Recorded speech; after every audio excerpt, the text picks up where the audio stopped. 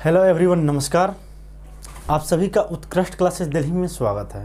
Friends, आज की ये कक्षाएं आधुनिक भारत के लिए समर्पित हैं। पूर्व में भी हम लोग आधुनिक भारत की कई सारे कक्षाएं कर चुके हैं। इसको अगर आपको देखना होगा तो प्लेलिस्ट में जाकर देख सकते हैं। हम लोग आधुनिक भारत में तृतीय चरण गांधीवादी चरण तक पहुँच चुके हैं। इसके पूर्व में हम लोग आधुनिक भारत की कई सारे वीडियो कर चुके हैं। उसमें हम प्रथम चरण में उदारवादी चरण को देखे हैं जो 1885 से 1905 तक था। दूसरा 1905 से 1919 तक उग्रवादी चरण देखें। आज की जो हमारी कक्षा है गांधीवादी चरण, जो इसका सन है 1919 से 1947 तक है। तो फ्रेंड्स, आज हम लोग गांधीवादी चरण देखने की कोशिश करेंगे, जिसमें अगर हम गांधी जी की बात करें तो गांधी जी की अगर पर्सनल व्यक्तित्व मतलब जो भारत में आंदोलन चलाए गए थे, राष्ट्रवादी आंदोलन, उससे पहले कि उनकी कुछ एक्शन देखा जाए, उनकी कुछ क्रियाकलापों को देखा जाए, तो वो लंदन से बैरिस्ट्री की पढ़ाई करके आए। उसके बाद वो जब भारत में वकालत की पढ़ाई मतलब प्रैक्टिस कर रहे थे, उसी समय एक उन्हें व्यापारी मिला, दादा अब्दुल्ला। उनका एक मुकदमा लड़ने के लिए वो दक्षिण अफ्रीका गए, साउथ अफ्रीका।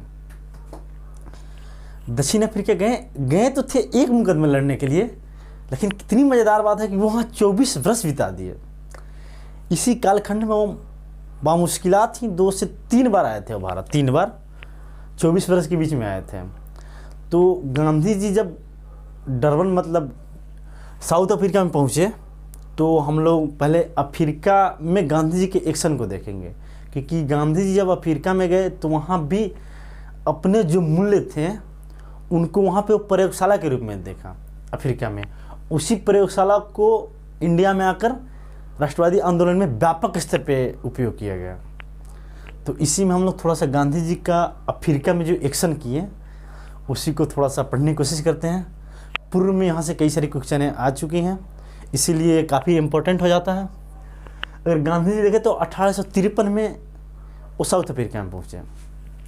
गांधी जी 1853 में साउथ अफ्रीका में पहुँचे। हाँ, 1893 में साउथ अफ्रीका पहुँचे। और अगला 1894 में ही नटाल कांग्रेस की स्थापना की है। 1894 में उनका प्रथम एक्शन नटाल कांग्रेस की स्थापना 1894 में। आगे 1903 में इंडियन ओपिनियन नामक एक समाचार पत्रों का संपादन किया गांधी जी के द्वारा। तो क्वेश्चन ये पूछा जाएगा कि इंडियन ओपिनियन समाचार पत्र किसका है, तो पहला गांधी जी। कहाँ अगर आ गया तो ये साउथ अफ्रीका। कब आ गया टाइमलाइन, तो 1903। 1894 में नटाल कांग्रेस की स्थापना, 1903 में इंडियन ओपिनियन। आगे देखा जाए तो 1906 में नटाल में सत्याग्रह आंदोलन चला है। गांधी जी का प्रथम सत्याग्रह, जो भारत में भी आके देखेंगे, आगे देखेंगे, भारत में कई सारे उन्होंने सत्याग्रह आंदोलन चलाए हैं। उसमें प्रथम नटाल में प्रथम सत्याग्रह आंदोलन 1906 में चलाया गया। ये टाइमलाइन में पूछ देगा। और 1910 में टॉलस्टॉय फर्म की स्थापना किया गया गांधी जी के द्वारा। इसमें भारत से भी कांग्रेस के द्वारा और मुस्लिम लीग के द्वारा, हैदराबाद के नवाब के द्वारा, कई सारों के द्वारा इंडिया से गांधी जी को सहयोग किया गया। उसमें उनके एक जर्मन मित्र कोलन बरा, उनके द्वारा भी उनके व्यापक स्तर पर सहयोग किया गया। 1910 में टॉलस्टॉय फर्म की स्थापना। जीके गोखले, गोपाल कृष्ण गोखले, ये 1912 में गए थे। गोपाल कृष्ण गोखले 1912 में साउथ अफ्रीका के दौरा किए। उस समय गांधी से मुलाकात भी हुई। बाद में जब गांधी जी भारत आते हैं, और गांधी जी अपने राजनीतिक गुरु गोपाल कृष्ण गोखले के ही मानते हैं, इसीलिए यहाँ पे इम्पोर्टेंट हो जाता है। गांधी जी 24 वर्ष रहे, तो यहाँ पे गांधी जी के एक्शन साउथ अफ्रीका में ख़त्म हो गया। आगे अगर हम चलते हैं तो गांधी जी का आगमन भारत में 9 जनवरी 1915 का आगमन गांधी जी का हुआ भारत में।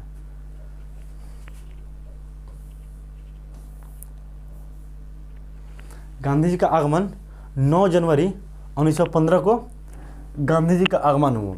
लेकिन आगमन के बाद उन्होंने 1916 में बनारस की, जो उस समय बनारस विश्वविद्यालय की स्थापना की जा रही थी, तो 1916 में बनारस विश्वविद्यालय की स्थापना में गांधी जी के द्वारा प्रथम बार पार्टिसिपेट किया गया था।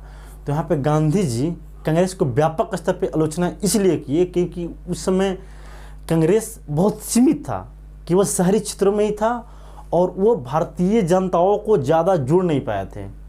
तो इसको लेकर गांधी जी के द्वारा आलोचना किया गया था। हाल ही में कोई कमीशन का पेपर हुआ था जिसमें पूछा गया था कि गांधी जी के द्वारा प्रथम बार कब कांग्रेस के अधिवेशन में, मतलब कांग्रेस में भाग लिया गया था। तो इसका हो जाएगा 1916 में। नेक्स्ट, साबरमती आश्रम की स्थापना 1916 में गांधी जी के द्वारा किया गया था। साबरमती आश्रम की स्थापना 1916 में। यही साबरमती आश्रम और वर्धा जो आगे चलकर जो राष्ट्रवादी आंदोलन चल रहे हैं भारत में, सत्याग्रही आंदोलन चल रहे हैं, उसका वहाँ पे प्रशिक्षण दिया जाता था। सत्याग्रह, अहिंसा, इनका प्रशिक्षण इसी आश्रम से दिया गया था। बाद में कई सारे मतलब यहाँ से लीड करने के लिए गांधी जी के द्वारा ये आश्रम ही इम्पोर्टेंट हो गया। आगे चलकर गांधी जी के द्वारा जो क्षेत्रीय आंदोलन थे, पहले गांधी जी के द्वारा पूरी देशों को दौड़ा किया गया, आगे उनके बाद कुछ छिटपुट क्षेत्रीय आंदोलन किए गए, जैसे चंपारण सत्याग्रह उसमें एक आएगा जो 1917 में किया गया, 1917 में।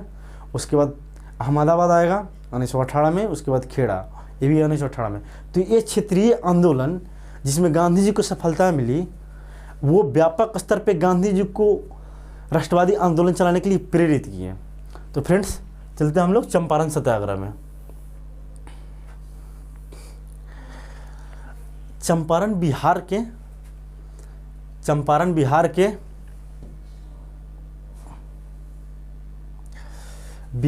के एक जिला है वर्तमान में, जिसे दो भाग में बांटा गया है, एक पूर्वी चंपारण, एक पश्चिमी चंपारण। उसी में बेतिया भी है, जिसे पश्चिमी चंपारण के रूप में बीपीएससी में तो आप लोग ज्योग्राफी के रूप में देखेंगे ही पूरा भौगोलिक स्थिति। तो गांधी जी को राजकुमार शुक्ला के बुलावे पे चंपारण गए। तो जो चंपारण आंदोलन के कारण क्या थे? चंपारण आंदोलन का कारण मुख्य रूप से ये था कि जो अंग्रेज के द्वारा 3/20 भूभाग पे नील की खेती ज़बरदस्ती कराई जाती थी, जो सबसे उपज थी किसानों के द्वारा, और नील की खेती एक बार हो जाने के बाद वह ज़मीन बंजर हो जाती थी। ठीक है, तो ये सबसे मुख्य कारण था और किसान उससे परेशान थे। एक तो एक नकदी फसल था और उससे बेचने के लिए भी अंग्रेजों के द्वारा बाध्य किया जाता था, वो भी कम रेट पे। इसकी भी एक महत्वपूर्ण भूमिका थी। तो इसमें राजकुमार शुक्ला जी की भूमिका काफ़ी इम्पोर्टेंट था। और ये राजकुमार शुक्ला जी को आप देख सकते हैं, और एक गांधी जी हैं, इनको आप थोड़ा सा जूम करके भी देख लीजिए। ये हैं राजकुमार शुक्ला और एक गांधी जी हैं। जब गांधी जी आए तो उस समय के जो जिला प्रशासन थे उनके द्वारा गांधी जी को कहा गया कि आप चले जाए यहाँ से। फिर भी गांधी जी के द्वारा अंग्रेजों की बात ना मानते हुए वहाँ से वो नहीं गए, उन्हें जेल में डाल दिया गया। फिर बाद में विवाद बना, अंतर्गत एक कमेटी की स्थापना की गई जिसमें गांधी जी भी सदस्य थे। उस कमेटी ने ये रिकमेंडेशन किया कि 25% लगान जो थे उसको वापस कर दिया जाए। 25% जो लगान है उसको वापस कर दिया जाए।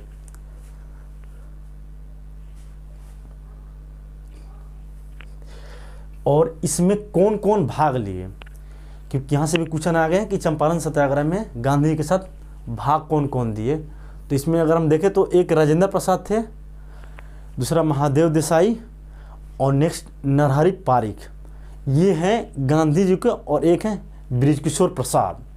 ये चार जो थे नेता थे, जो बाद में उस समय इनकी स्थिति कम थी, बाद में आगे चल के आप राजेंद्र प्रसाद को देखते ही हैं, जो संविधान सभा के अध्यक्ष भी रहे और लगातार राष्ट्रपति भी रहे, भारत के प्रथम राष्ट्रपति भी रहे। और इसका परिणाम क्या निकला? गांधी जी के द्वारा भारत में प्रथम सत्याग्रह था चंपारण सत्याग्रह 1917 में, और ये आंदोलन सफल हुआ। गांधी जी के द्वारा समझौता, मतलब गांधी जी के बातों को अंग्रेजों माने, और गांधी जी को यहाँ से विकास, उनका व्यक्तित्व एक परिवर्तन हो गया, जिसमें अफवाहों की भी भूमिका थी, और एक के बाद एक उनके क्षेत्रीय आंदोलन सफल होते गए। अगर चंपारण आंदोलन को देख लिया जाए तो उसके आगे हम लोग आते हैं, जैसे कि आप लोगों ने चंपारण आंदोलन के कारण क्यों हुआ, इसके कारण भी देखें। कमेटी कौन कौन सी, कमेटी ने कितना रिकमेंडेशन किया, व्यक्ति और परिणाम। नेक्स्ट आते हैं, इसके बाद हम लोग आते हैं अहमदाबाद मिल आंदोलन। अहमदाबाद मिल आंदोलन, इसका कारण क्या था? क्यों ये अहमदाबाद जो हुआ ये 1918 में हुआ, इसकी सन हो गया। इसका कारण ये था कि प्लेग फैल गया और मिल मजदूरों के द्वारा हड़ताल कर दिया गया। मिल मजदूरों के द्वारा हड़ताल कर दिया गया। चीज़ें आप स्पष्ट रूप से क्लियरिटी होनी चाहिए दिमाग में, और एक बार आप जब टाइम दे के समझ लेंगे चीज़ें तो बाद में कहीं से भी पढ़ेंगे तो आपको स्पष्टता उसी स्तर की रहेगी। इसीलिए अब कारण था कि मिल मजदूर के द्वारा हड़ताल कर दिया गया प्लेग बोनस को लेकर मिल मजदूर 50% मांग कर रहे थे। उसी समय गांधी जी की एंट्री होती है, जैसे कि आप मूवी में देखते हैं हीरो की एंट्री होती है। तो गांधी जी ने बोला कि नहीं 50% ज़्यादा है, 35% मांग की, और गांधी जी के द्वारा भूख हड़ताल भी किया गया। यहाँ पे काफ़ी मज़ेदार बात है। और 35% मांग किया गया और ट्रिब्यूनल भी गठन की गई, और ट्रिब्यूनल गठन किया गया। और फिर क्या परिणाम वही निकला जो चंपारण सत्याग्रह में निकला था, और गांधी जी का ये दूसरी सफलता मिली, और गांधी जी की जो व्यक्तित्व था और उभर कर निकला। और गांधी जी की जो आंदोलन थी पूर्व की आंदोलनों से भिन्न थी, क्योंकि उदारवादी केवल लेख लिख करके 2-4 सभाएं आयोजित करके साल में कांग्रेस का अधिवेशन करके ही तक सीमित थे। उसको उदारवादियों के द्वारा थोड़ा सा बढ़ाया गया, जो 1905 में बंगाल विभाजन में देखा गया। उस समय थोड़ी सी विस्तृत रूप में किया गया, जिसमें युवा, महिलाएं उग्रवादी रूप से, मतलब बंगाल विभाजन पूर्व के आंदोलनों से बड़ा था, ठीक है।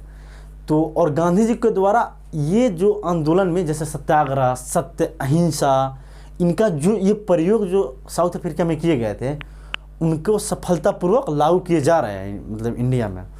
तो इसके भी परिणाम वही निकला, ट्रिब्यूनल गठित हुई और 35% मांग किए गए और हड़ताल समापन और आंदोलन सफल हुआ।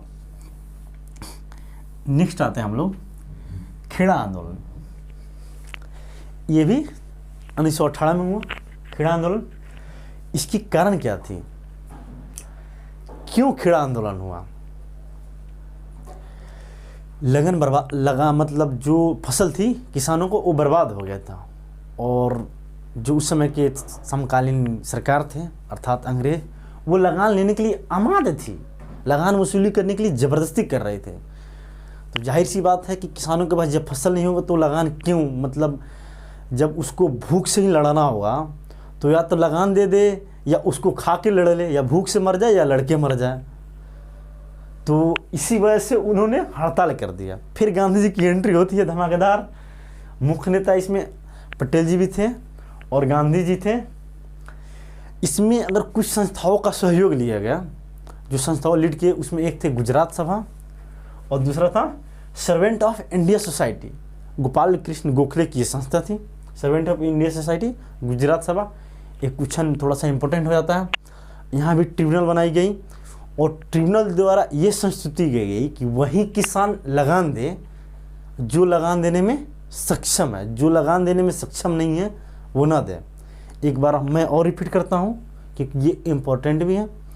ट्रिब्यूनल गठित की गई और ट्रिब्यूनल के द्वारा ये सुझाव दिया गया कि हाँ, लगान बर्बाद हो गया, वही किसान लगान दे जो लगान देने में सक्षम है, जो सक्षम नहीं है वो लगान ना दे। और फिर परिणाम ये हुआ कि ये आंदोलन भी सफल हुआ। ये हम लोग गांधी जी के इस वीडियो में हम लोगों ने गांधी जी की प्रारंभिक स्थिति, साउथ अफ्रीका में गांधी जी का एक्शन, और इस समय तक गांधी जी जब भारत आए थे तो 1914-15 में भारत आए, उस समय प्रथम विश्व युद्ध चल रहा था। तो गांधी जी अंग्रेज़ों को सहयोग किए, इसे इन्हें भर्ती करने वाला एजेंट भी कहा गया। तो इनको कैसर हिंद की उपाधि भी प्रदान की गई थी गांधी जी के द्वारा। तो ये तब का टाइमलाइन है जब गांधी जी का अंग्रेज़ों के द्वारा मित्रता थी, मतलब गांधी जी के द्वारा सहयोग किया गया था। ये क्षेत्रीय आंदोलन थे तीनों के तीनों। इसके बाद जो अगला चरण है वहाँ से गांधी जी का राष्ट्रवादी मूवमेंट शुरू होता है, राष्ट्रवादी आंदोलन शुरू होगा जो 1919 के रोलेट एक्ट आता है। उसके बाद खिलाफत आंदोलन होगा, उसके बाद 1930 में जो मूवमेंट हो रहा है, उसके बाद क्विट इंडिया मूवमेंट, भारत छोड़ो आंदोलन 1942 में, वो सब राष्ट्रवादी आंदोलन थे। और इनसे कहीं ज़्यादा व्यापक स्तर पे, पूरे भारत स्तर पे, जिसमें पूंजीपति, मजदूर, महिला, युवा सब भाग ले सकते थे और व्यापक स्तर पे आंदोलन चलाया गया था। और उस समय गांधी जी सहयोगी से असहयोगी हो रहे थे, क्योंकि इस समय तक गांधी जी के द्वारा सहयोग किया गया था और रॉलेट एक्ट के विरोध में गांधी जी के द्वारा कैसर हिंद की उपाधि भी त्याग दी गई। तो फ्रेंड्स, हम लोगों ने आज का वीडियो यहीं तक देखते हैं क्लास। हम लोगों ने अगर इसको थोड़ा सा रिव्यू किया जाए तो हम गांधीवादी चरण 1919-1947, इसमें गांधी जी के साउथ अफ्रीका में एक्शन, उसके बाद भारत में आगमन और क्षेत्रीय आंदोलन के देखा। फ्रेंड्स, अगर आपको मज़ा आ रहा है इस वीडियो में, आपको पसंद आया तो लाइक, शेयर और सब्सक्राइब करना ना भूलें। उन बच्चों को भी पहुंचाएं जो दूर दूर तक हैं, उनको जोड़ें और अपने जो ये उत्कृष्ट क्लासेस दिल्ली का जो परिवार है उस परिवार को विस्तृत करें। और आप लोगों ने अपना बहुमूल्य समय देने के लिए धन्यवाद। और अपना बहुमूल्य जो सुझाव है वो कमेंट करना ना भूलें। Thank you.